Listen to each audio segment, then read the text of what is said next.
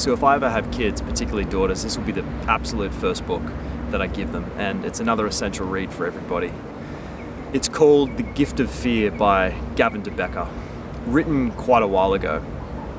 And it's basically a book about the nature of violence and how to keep safe, and ultimately trusting the inherent gut instinct that we have in our gut that has evolved with our ancestors and kept them and ultimately yourself safe for millennia.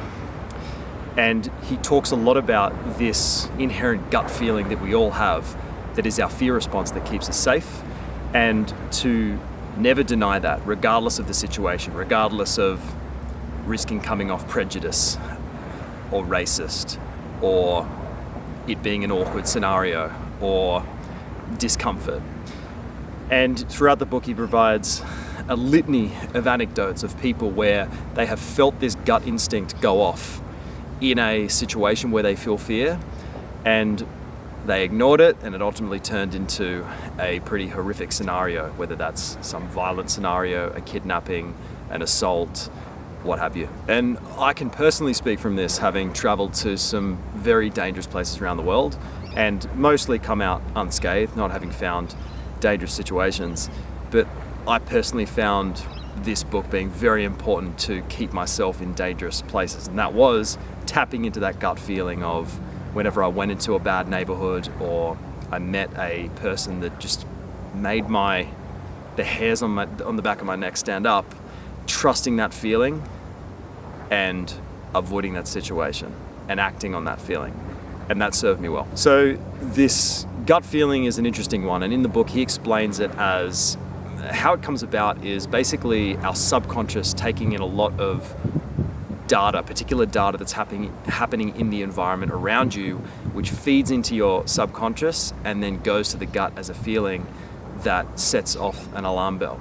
And he uses many anecdotes in the book of this happening where people have listened to that feeling and they've gotten out and something potentially horrific would have happened, as well as situations, unfortunately, where they didn't listen to that feeling and something bad went down. So an example was, he talks about a father who gets home from work and he has this weird feeling when he goes into his house. He can feel like someone has broken in there.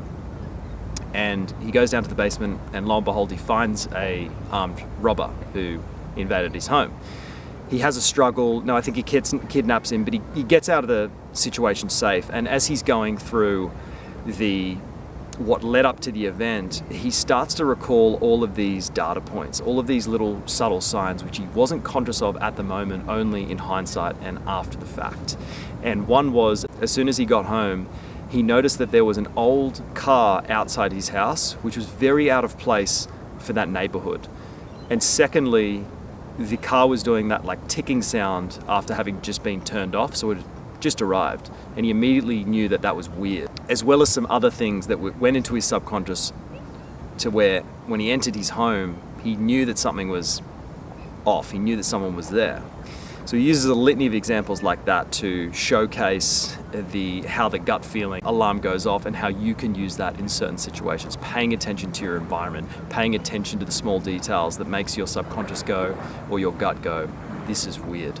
He also talks a lot about domestic violence, and it's quite dark, his opinions on it, but he sheds a lot of light on how to basically avoid people who are likely to be a perpetrator of domestic violence. Because it's his opinion, it's his belief that violence, much of the violence that goes on in society, particularly with domestic violence, is not at all random.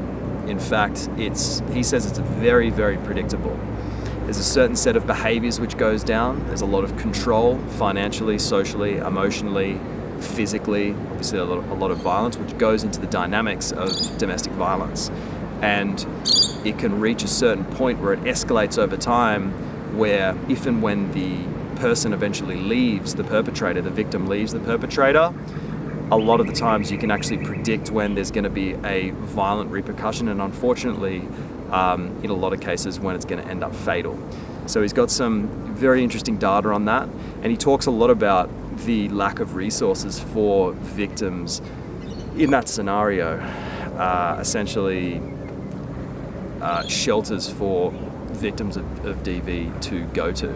And that's something that the Australian government or people in Australia are trying to push a lot for now, which is absolutely necessary, because notoriously this area is significantly underfunded, where you have a lot of these vulnerable victims who are normally socially, physically, emotionally, financially ostracized and isolated, to the point where if you have a victim of domestic violence who has several young children, she doesn't have resources financially, she hasn't got a house, she hasn't got a place to go, she's in a very tough position, and the only sort of solution is having a shelter for her to go where she can stay there anonymously as well, so the perpetrator doesn't find her and try to harm her. So he sheds a lot of very interesting and important information around that phenomena. He also talks about the nature of violence itself, how to keep yourself safe, but how to analyze what are more realistic threats of harm and what are more false. So an interesting thing he points out is typically the more graphic and the more colorfully someone describes the violence they want to inflict on you, it's much less likely that that's actually going to come about. It's more of a threat to make you feel scared rather than it is an actual prediction of them committing something violent against you. Whereas conversely, if someone is a lot more subtle and discreet and they just say, okay, well, if that's how it's going to be, and they hang up the phone, say they're threatening you on the phone, that's something to pay a lot more attention to. Anyways, it's a very long book. It's fascinating. He's got a lot of data which he compiles from mostly the United States of violent scenarios, and how inherently trusting your gut feeling and response can help to keep you safe. It's an absolute essential read for every person, particularly children and particularly women. So, The Gift of Fear by Gavin de Becker, amazing read. Check it out.